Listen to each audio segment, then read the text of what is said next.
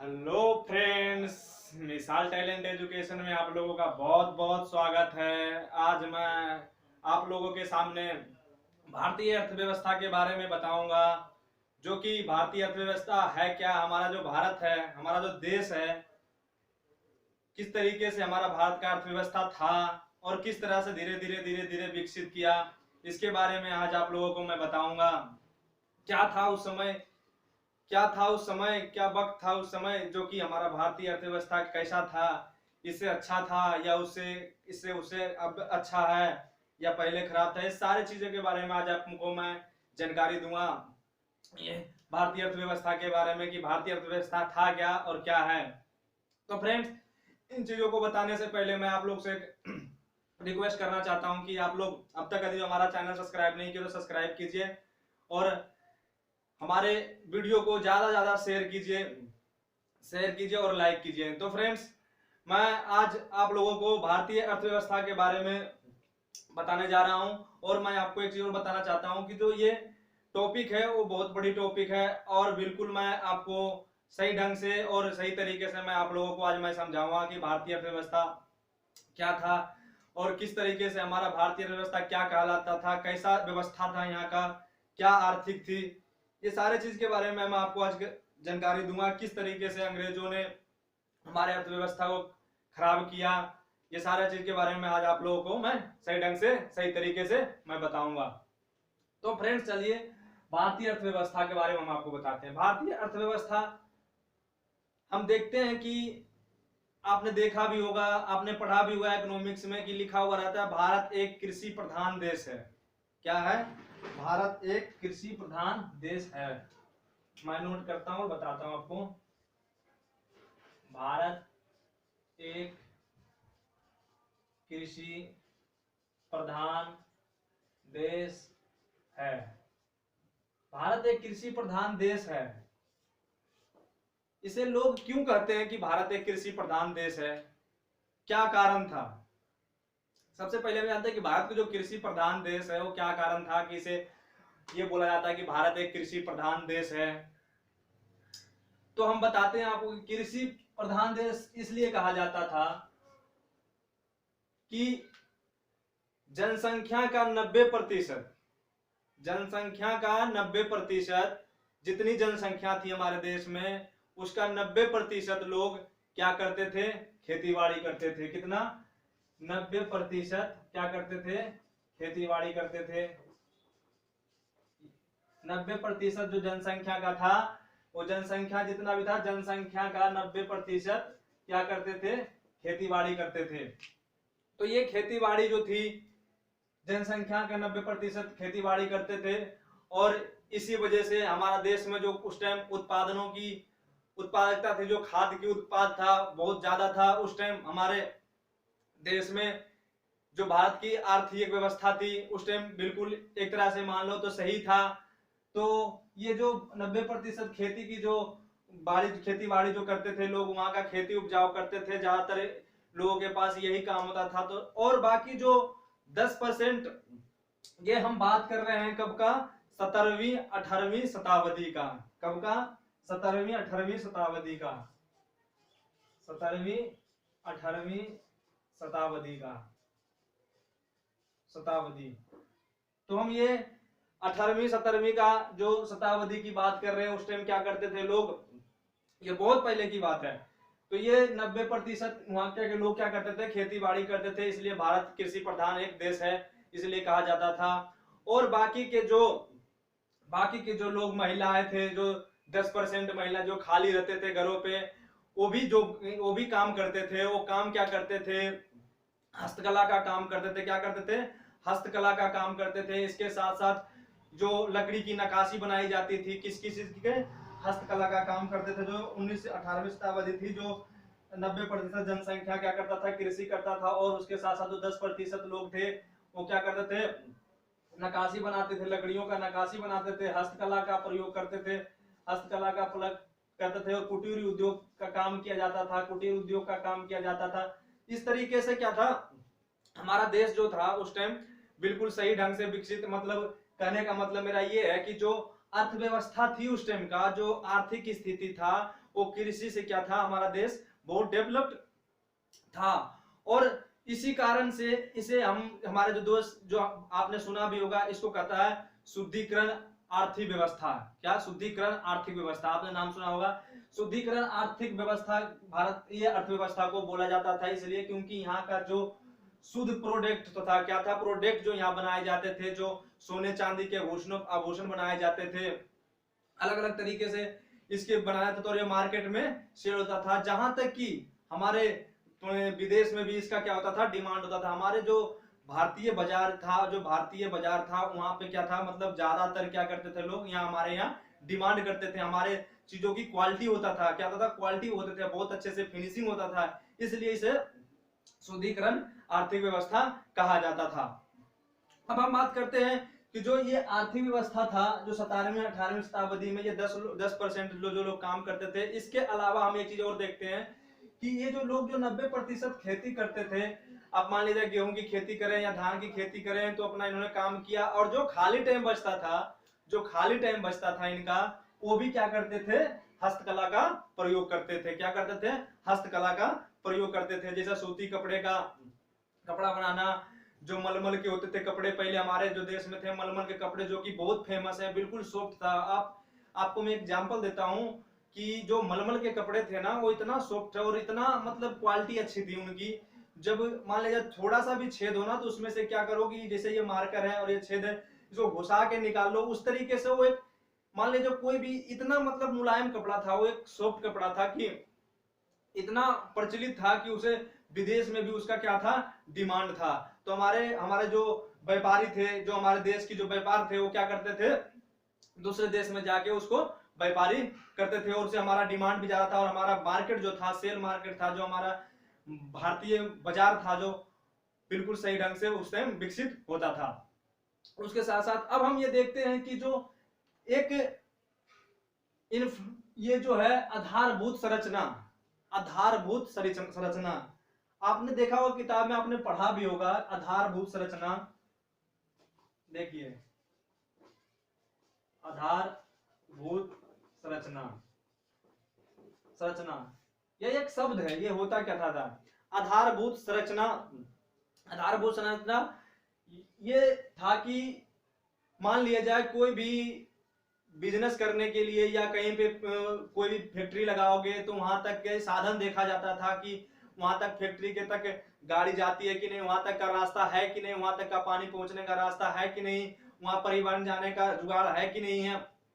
तो ये होता था आधारिक संरचना, जो कि देखा जाता था कि आज मान लीजिए आप कहीं भी, आप कहीं बिजनेस चालू कर दो, फैक्ट्री चालू कर दो, तो वहां ये आपको देखा जाएगा कि वहां का मार्केट नजदीक में है कि नहीं, वहां हम जो प्रोडक्ट बनाएंगे वो मार्केट में हम सेल करेंगे, वहां पे बाजार नजदीक होना चाहिए। इसके साथ साथ वहां पे साधन होना चाहिए, जो रास्ता होना चाहिए, रोड होना चाहिए, बहुत तरीके से जो ऐसे चीजें थे जो कि आधारभूत संरचना के अंतर्गत आता था।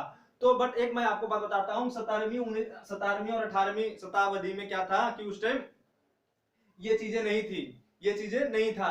फिर भी इनका जो बिजनेस, इनका जो काम था, वो भी फिर भी बहुत ज्यादा क्या था, डेवलप्ड था, और उस टाइम बहुत ज्यादा विकसित भी था। अब देखते हैं कि जो भारतीय वस्तु की बहुत बड़ा डिमांड होती थी। क्या होता था, भारतीय वस्तु की बहुत बड़ा डिमांड होती थी। जैसे रेशम के कपड़े, जैसे जो रेशम, आपने सुना भी होगा कि जो रेशम के कपड़े हमारे, और जो वस्त्र थे हमारे देश के, फेमस होते थे। संगमरमर के जो घरों में लगाए जाते थे, आपने देखा होगा जो महल बने हुए हैं, उनमें क्या होता था कि एक ही गुफाएं बने हुए थे, तो पत्थर को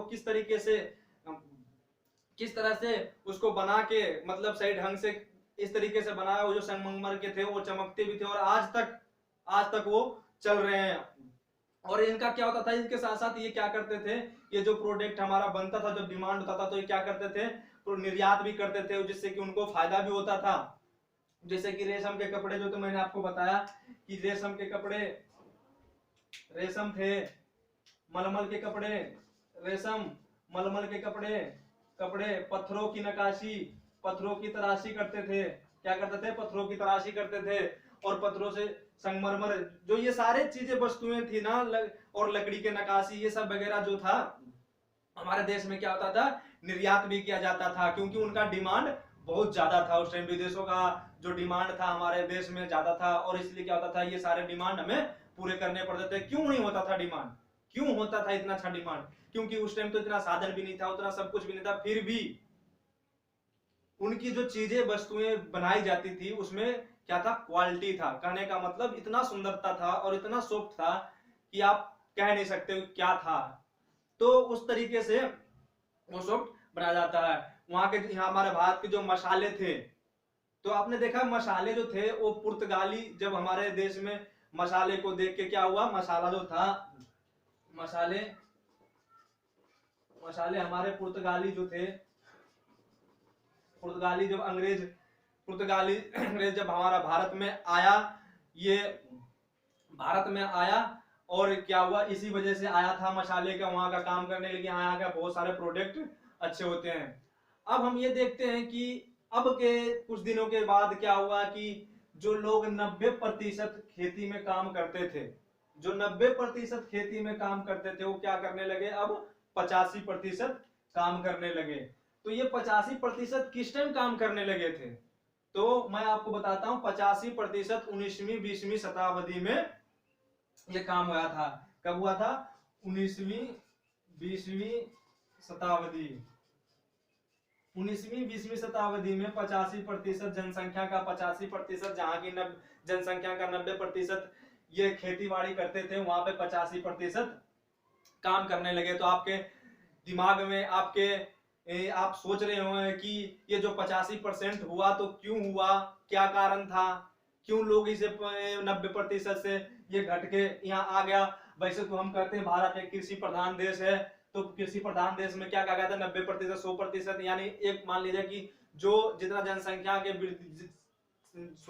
जितना जनसंख्या का दर था उसके 90% क्या होता था, उसमें भारत कृषि करते थे, भारत में कृषि करते थे। अब क्या हुआ था कि 85% काम करने लगे थे 19वीं 20वीं शताब्दी में। बाकी के जो 5% लोग थे, बाकी के जो 5% लोग थे, वो क्या करने लगे, बाहर जाके देश या विदेश कहीं भी, मतलब वो क्या करने लगे, काम करने लगे, और काम को बंद कर दिया इन्होंने। क्या कर दिया? काम को बंद कर दिया। क्यों बंद कर दिया था, इसका कारण भी बताएंगे। तो क्या हुआ कि 85% में 5% लोग खेती बाड़ी कम करने लगे, क्योंकि यहाँ अंग्रेजों का शासन होने लगा था। क्या होने लगा था? अंग्रेजों का शासन होने लगा था भारत के ऊपर। तो हम देखते हैं कि इसका जो मुख्य कारण था, जो कि 85% लोग थे, इन्होंने काम करना धीरे धीरे जो लोग थे वो कम करने लगा। और अभी के डेट में आप देख रहे हो कि कृषि पे लगभग 20 से 30% लोग खेती बाड़ी करते होंगे। कितना करते होंगे? 20 से 30% ही लोग खेती बाड़ी करते होंगे। तो हम ये देखते हैं कि इसका मुख्य कारण क्या था। इनका मुख्य कारण था भू राजस्व प्रणाली। क्या था? भू राजस्व प्रणाली। भू राजस्व प्रणाली, ये क्या था? भू राजस्व प्रणाली, भू राजस्व राजस्व प्रणाली, ये क्या था? भू राजस्व प्रणाली। तो इसके कई घटक थे। क्या थे? कई घटक थे, जो कि क्या का इनका जो कारण बना भू राजस्व प्रणाली। इस समय क्या था? अंग्रेजों का शासन आ गया था। क्या हो गया? भू राजस्व प्रणाली का इस समय क्या हुआ? अंग्रेजों का शासन आने लगा, और यहाँ पे क्या करने लगा? टैक्स वसूली करने लगा। जैसा कि मैंने आपको कल के वीडियो मैंने आपको बताया था कि जो किस तरह से करने लगा, किसानों के ऊपर क्या करने लगा, वो नील की खेती कराने लगा था। क्या कराने लगा? नील की खेती कराने लगा, और हिस्सा मांगने लगा कि हमें इतना परसेंट दे दो, हमें टैक्स दे दो, जितना उपजाऊ होता हमें इतना परसेंट दे दो। तो इस तरीके से धीरे धीरे क्या हुआ, उन्होंने टैक्स वसूली करना शुरू कर दिया था। तो भू राजस्व प्रणाली में क्या हुआ था, इसमें कई तरीके से वसूली की जाती थी। तो हम देखते हैं जो वसूली होती थी वो किस तरीके से वसूली होती। तो हम ये देखते हैं कि अस्थाई बंदोबस्ती थी। क्या थी? अस्थाई बंदोबस्ती। अस्थाई बंदोबस्ती, अस्थाई बंदोबस्ती में क्या होता था, इसके अंदर तीन चीजों से टैक्स वसूला जाता था। जमींदारियों से टैक्स बदला जाता था, मालगुजारी से टैक्स बदला जाता था। जमींदारी और मालगुजारी,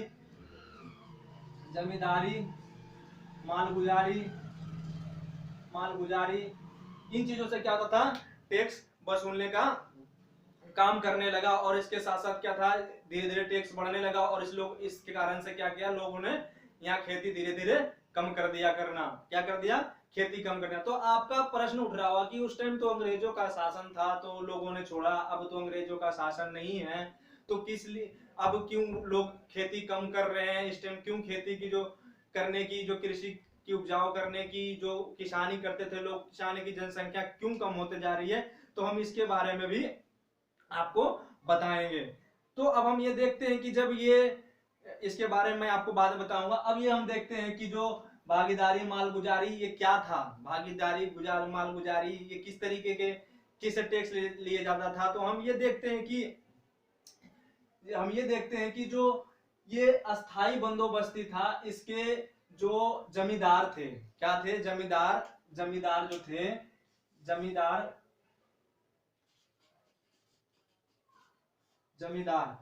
तो हम ये देखते हैं कि जमींदार से क्या कहा इन्होंने, ये कब लागू किया गया था। सबसे पहले हम ये देखते हैं कि ये लागू किया गया था सन 1793 में।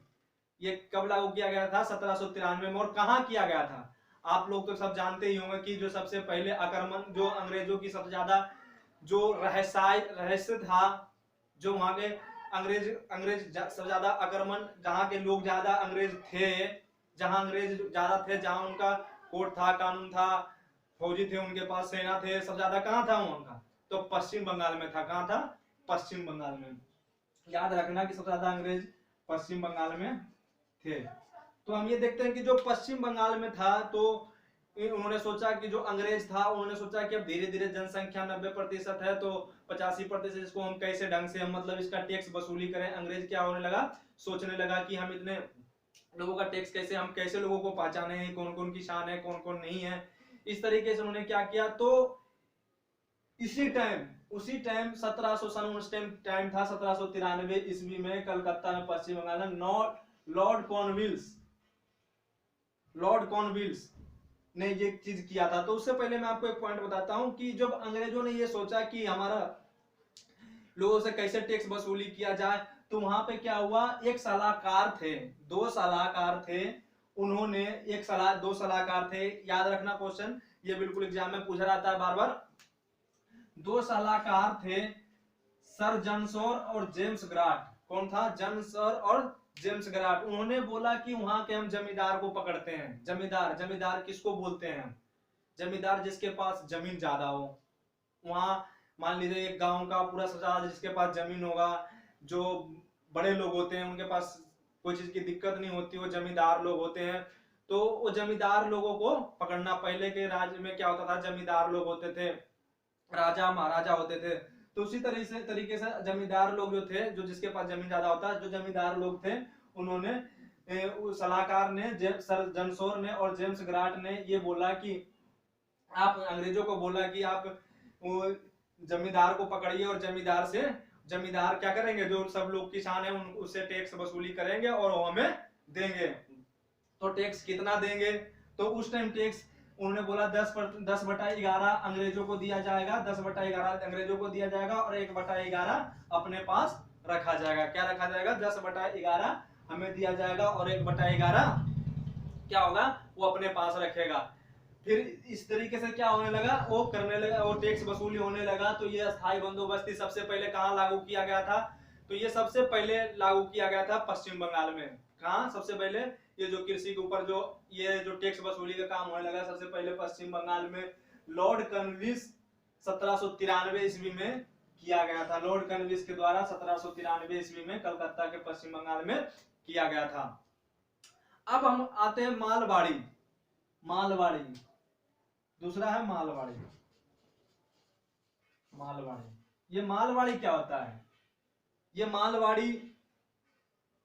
मालवाड़ी जो था क्या था, इसके समय में भी मालवाड़ी जो था, इसके समय में भी जो मालवाड़ी हॉल्ट मैकेंजी, याद रखना नाम, हॉल्ट मैकेंजी ने इसे लागू किया था 1822 ईस्वी में।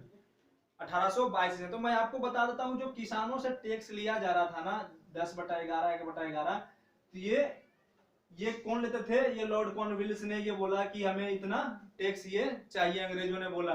उसके बाद क्या हुआ कि जब मालवाड़ी का जब वक्त आया, मालवाड़ी होता क्या है, तो बोल्ट मैकेंजिक सॉरी मैकेंजिक हॉल्ट मैकेंजिक जो थे उन्होंने क्या किया, टैक्स को कम कर दिया। क्या कर दिया, टैक्स को कम कर दिया गया। उत्पादन की जो 80% कर दिया गया। फिर धीरे धीरे धीरे धीरे क्या कर दिया, पहले क्या लिया जाता था, पहले 80% लिया जाता था। क्या लिया जाता था पहले, जब मालवाड़ी की जब बात आई कि इन्होंने अंग्रेज ने सोचा कि अब कैसे इसका टैक्स वसूली किया जाए, तो इन्होंने राय दिया वसूली करने का। तो उन्होंने क्षेत्र वाइज मालवाड़ी कहने का मतलब इन्होंने एक ऐसा मतलब व्यवस्था किया जिसे कि समुदाय व्यवस्था किया इन्होंने। समुदाय का व्यवस्था किया, जो गांवों में पंचायतों में आर्य समुदाय का स्थापना करने के लिए बोला हॉल्ट मैकेंजी ने। और हॉल्ट मैकेंजी के द्वारा क्या हुआ, ये आर्य समुदाय का स्थापना किया गया। उसके बाद क्या हुआ कि इन्होंने टैक्स को, जो 80% टैक्स था वो धीरे धीरे क्या करा, उन्होंने कम करने लगा। जो लॉर्ड डलहौजी के टाइम में डलहौजी ने क्या किया, उनका टैक्स कम करने लगा। क्या कम करने लगा कि सबसे पहले 80% लिया जाता था, फिर 66% लेने लगा, उसके बाद 50% लेने लगा। कितना, 66% लेने लगा, फिर 50%, और उसके बाद धीरे धीरे क्या हुआ, ये टैक्स कम होता जा रहा था। अब हम तीसरा कहते हैं रैयतवाड़ी। रैयतवाड़ी देखिए हम आपको बताते हैं रैयतवाड़ी।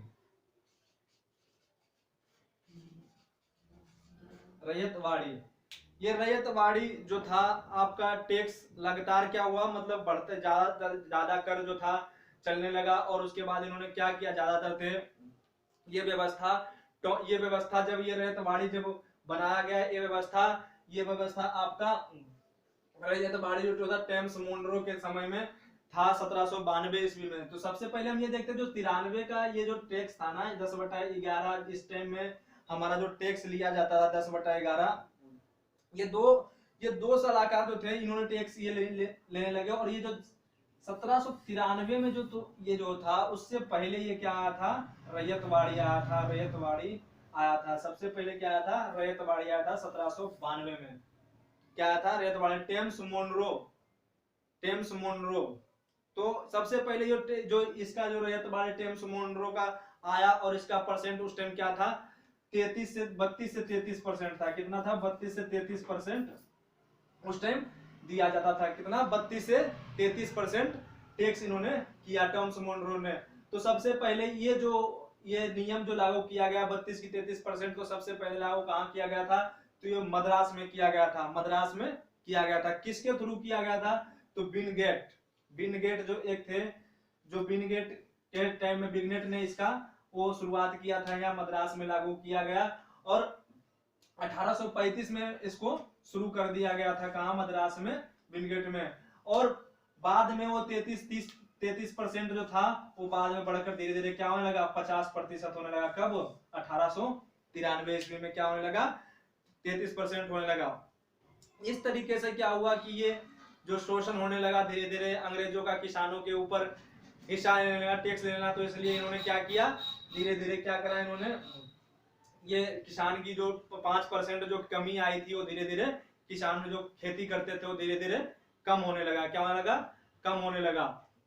तो फ्रेंड्स, ये जो चीजें मैं आपको बताया, 17वीं 18वीं शताब्दी, 19वीं 20वीं शताब्दी, भू राजस्व प्रणाली की, इसमें कौन कौन से किस तरीके से टैक्स वसूली किया जा रहा था, रैयतवाड़ी में क्या आ रहा था जब, और मालवाड़ी में क्या आ रहा था, किस तरीके से, जिस तरह से मैंने आपको बताया कि जो भू राजस्व प्रणाली था, जो सबसे पहले जमींदारों के थ्रू टैक्स लिया जा रहा था। किसके थ्रू लिया जा रहा था, जमींदारों के थ्रू टैक्स लिया जा रहा था। फिर समुदाय के, उसके बाद जमींदारों के तरह टैक्स लिया जा रहा था। उसके बाद मालगुजारी में क्या हुआ, मालगुजारी जो था, जो मालवाड़ी इसको हम बोलते हैं, सॉरी मालवाड़ी में क्या हुआ, इन्होंने समुदाय के थ्रू इन्होंने सोचा कि भाई समुदाय जो थे उनके थ्रू हम, जो गांवों के जो समुदाय थे उनके जो सोचते थे कि हम जो वहां के हम जो मेन होता था उनसे क्या करते थे, ये टैक्स वसूली करते थे समुदाय के थ्रू। और डलहौजी के टाइम में जब ये काम हो रहा था, डलहौजी के जब उस टाइम थे, वो आ गए थे इंडिया में, और उन्होंने थोड़ा बहुत टैक्स कम किया भी था, 66% से 50% भी किया था। उसके बाद रैयतवाड़ी था, उसका टोटल आकार क्या था, जो रैयतवाड़ी था वो धीरे धीरे फिर उसमें क्या हुआ, और रैयतवाड़ी जो था 1892 ईस्वी में आया था और धीरे धीरे वो टैक्स कम हो गया था। लेकिन 1893 ईस्वी में जब फिर बढ़ने लगा टैक्स, तो इस तरीके से क्या हुआ, टैक्स बढ़ते गया और क्या हुआ कि जो भारतीय जो किसानी खेती करने वाले थे वो किसान धीरे धीरे कम करने लगा। तो फ्रेंड्स आज का टॉपिक हम यहीं तक रखते हैं, इसके आगे मैं आपको नेक्स्ट वीडियो में और लेके आऊंगा। तो तब तक के लिए आप लोग हमारा बहुत बहुत हम आपका शुक्रगुजार हैं जो कि आप हमारा वीडियो देखते हैं। और आप लोग से एक और रिक्वेस्ट है कि आप लोग प्लीज जितना जितना ज्यादा हो सके हमारे वीडियो को शेयर कीजिए, ताकि उन बच्चों के पास भी, उन स्टूडेंट के पास भी, उन विद्यार्थियों के पास भी हमारा वीडियो पहुंचे, ताकि उसको कुछ समझ में, पढ़ाई सही ढंग से डीपली, मैं जो भी चीज बताऊंगा आपको बिल्कुल डीपली बताऊंगा और सही ढंग से आपको समझ में आएगा। तो फ्रेंड्स आज के लिए इतना ही है। हमारा वीडियो देखने के लिए आप लोगों का बहुत बहुत धन्यवाद।